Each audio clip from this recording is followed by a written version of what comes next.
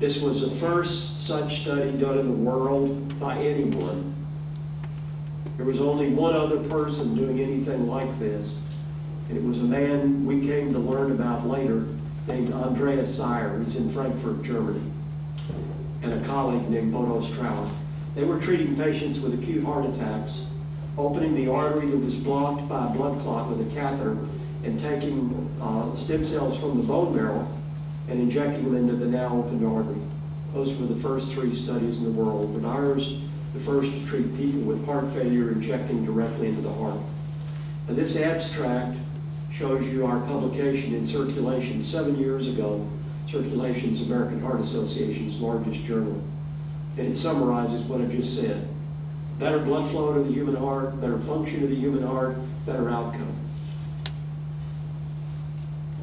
This is a NOGA catheter. In the insert, in your top right, there's a needle that protrudes from the catheter and can be withdrawn, so that at a site that one identifies as reversibly injured in the cavity of the left heart, one can inject at precisely that spot. This is a technique. We put the catheter into an artery in the groin, we thread it backward into the aorta, and that's, I don't know if this is a light or not, but we'll find out. Come on the next slide. Thank you very much. So it's put into the groin and threaded backward into the aorta.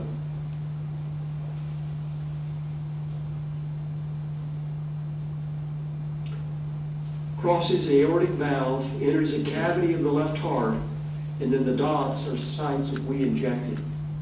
This catheter, when it touches the wall of the heart, measures the electrical potential. If you have a scar there from a prior heart attack, the electrical potential is 0. It's dead. If you have a reversibly injured area, the electrical potential is X. If you have a normal area, the electrical potential is Y. I won't bore you with the details. But the point is you can distinguish reversibly injured areas, which is where we want to put these cells, trying to increase the number of heart muscle cells and the number of cells that are blood vessels. The catheter also provides an analysis of the velocity of wall motion. And again, if an area is dead, it's not moving. If it's reversibly injured, it might not move, or it might just move slightly. If it's normal, it's moving vigorously. So it gives us a very direct way to place these cells exactly where they need to be. And these injections were done by my partner, Dr. Emerson Perry. This is representative of our work. The 2 top panels, your left and right, represent blood flow studies to the heart, the human heart, in a patient that we treated. On the far left, there on top, the area that's dark is an alleged area of scar, patient who had a heart attack. The areas that are white, down about 5 o'clock, 2 to 5 o'clock or 6 o'clock, top left-hand panel, are not getting adequate blood flow on this nuclear so-called SPEC study. Within 2 months, the panel on the right on top shows a change. If you look carefully at the dark color, you'll see that it's smaller 2 months later. Can you see that? And also the area that's white, 3 to 6 or 7 o'clock, is now about half resolved. That's an improvement in blood flow in this human heart, detected objectively and unambiguously. The bottom 2 panels on your left on the bottom, anything that's red is not moving normally there. And the black dots are the sites we injected. Bottom right, the resolution of the deep red is an improvement in the function of the heart, which you can see occurred generally in the area that we injected. This is what we found in these patients: an improvement in blood flow, an improvement in function.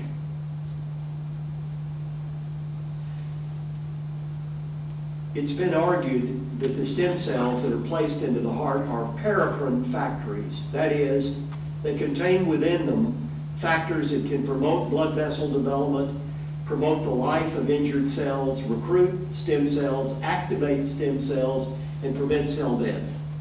And the fact of the matter is, every human adult stem cell is capable of that. Every adult human stem cell is a paracrine factor. And when the cells are placed into the heart with this NOGA catheter, they liberate these substances. Nothing wrong with that. That's helpful. But there shouldn't be an argument, as I'm going to show you in the next 2 or 3 slides, because certain adult stem cells also differentiate into new heart muscle cells and blood vessel cells. This study was done in Circulation 2003 by another research partner of mine, Dr. Ed Yates, Chief of Cardiology at the MD Anderson, someone I recruited from Harvard years ago. But we took mice, skin mice, that are immunocompromised. They cannot reject human cells. They regard a human cell as their own. We created a heart attack in the mouse. It's easy. You put a suture under an artery in the mouse heart. And then injected our own circulating CD34 positive human stem cells. It's a specific kind of stem cell, not just the bone marrow cells now, a specific stem cell, into the tail veins of these mice. Because of the differences in the X chromosome between the human and mouse cells, you could tell where the human cells go and what they do when they go there, unambiguously. And this paper showed that they differentiated into heart muscle cells, smooth muscle cells, blood vessel cells, and the largest number of them, of the human cells, fused with the nucleus of the injured mouse cell. They ignored the dead cells, they ignored the normal cells, but they fused with the injured mouse cells. Now, what do you suppose that might mean? Well, that's what we wondered too. And because I just have a few minutes, I'm going to have to summarize some things. But when they fuse, and here this shows the red dot in these circles is a human X chromosome, and the green dots are mouse X chromosomes, all in the same nucleus. They have fused the human nucleus with a mouse nucleus in reversibly injured cells. When they fuse, it generates a brand new heart muscle cell. You don't have to kill anything to create heart muscle cells. You can do it from this process of fusion. Human cells and mouse cells, but in our system, human cells and human cells. The circulating stem cells, the resident stem cells, generating new cells. We identified the receptors are an alpha-4 beta-1 BCAM receptor. Here in panels E and F, at the bottom, we show the turning on of the cell cycle in the fused cells. And what you're looking at on the bottom left is a cyclic B1 activity, and on the right at bromodioxyuridine uptake, both of which are markers of turning on the cell cycle and generating new cells. And here in this slide, your far right, upper and lower, we caught one of these fused cells in division. Look at it. In both the bottom and the top part, far right, top panel, they're both human and mouse X chromosomes, but you can see it's divided, the nucleus is dividing, generating new heart muscle cells. This is an option for the future, one we have to build on. And we wanted to mark these cells so we could follow them in the future. That's not been done very successfully so far. There have been attempts, but I think this one is a good one. And again, it represents collaboration between Dr. Gay and his colleagues, MD Anderson, and myself and our colleagues at the Texas Heart Institute. And we created a triple fusion reporter that we can inject into the human CD34 positive cells. It uses bioluminescence to identify the firefly luciferase, which we've introduced into the CD34 human cells with a lentivirus. It introduces a thymidine kinase from herpes simplex virus 1. That's an enzyme. And then we inject into the hearts of the mice that we're going to image the substrate for that thymidine kinase with a PET label, a fluoro-18 label. Because of that, one can follow the cells after they're injected, which is shown here across the top from your left to right, the day 0 before the cells are injected, and then follow it 3 days, 1 week across the top, 2 weeks, and you can see the red color is an intensifying number of cells as identified by bioluminescence. Look between day 1, second panel top left, and week 1, 2, 3. You can see actually an increase in cells as if they're dividing there. And the point is, these CD34 positive cells injected into the injured mouse heart last for 52 weeks, shown on the bottom right.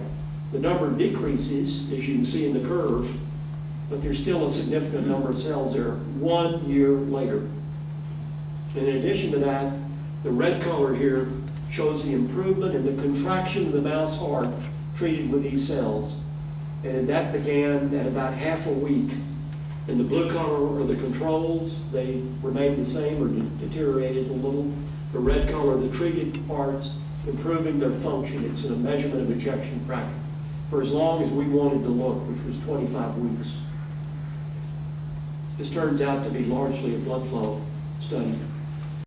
In 2004, Dr. Perrin and I went to the FDA in the United States and asked permission to do this same study at the Texas Heart Institute in Houston. Same study we've done in Brazil. Why did we wait 5 years? Well, you can guess. But one reason that I'll share with you is we have the research relationship with the Hospital Pro Cardico in Brazil, and these patients were desperate. But I also doubted that our FDA would approve this study in 2004. When we went to them, there were about 60 people in the room. They looked a little embarrassed to me, knowing about the earlier work. And I told them as they questioned us, we're Texans and we're Americans. And we want to do this work here, and it'll break our heart if you don't let us. But I want to tell you something. If you don't let us do it here, you're going to watch it done all over the world because we're going to do it. They let us do it.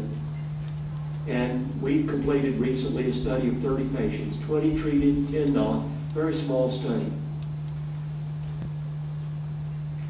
And what we found as we saved an aliquot of the cells injected into the human hearts was that in older people, here defined as older than 60 on your far right, compared to younger people, many of the older people, their stem cells are sick.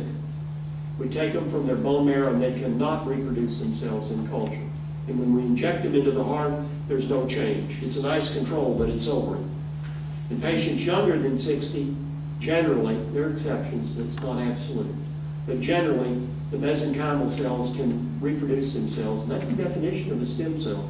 A cell that can reproduce itself and become the cell of any organ into which it's placed. So when we looked at the ability of the younger cells that could reproduce themselves to affect the contraction of the heart in the second human study in the United States, the red color shows the improvement in function of the heart, and the yellow color in the control patients shows there was not an improvement. But one had to be injecting cells that could reproduce themselves. There's a limitation. This looks at that as well, and that's a significant change in the treated cells when one compares each patient as his own control, looking at the patient before treatment and then after treatment as compared to the control patients on the left, and you can see a significant improvement in the contraction of the heart, measured by as a maximal oxygen consumption, which we believe is the best way to do it. That's really, it looks like a small change, but it's a very big change. None of the medicines used to treat heart failure, like beta blockers or ACE inhibitors, are capable of creating that kind of change.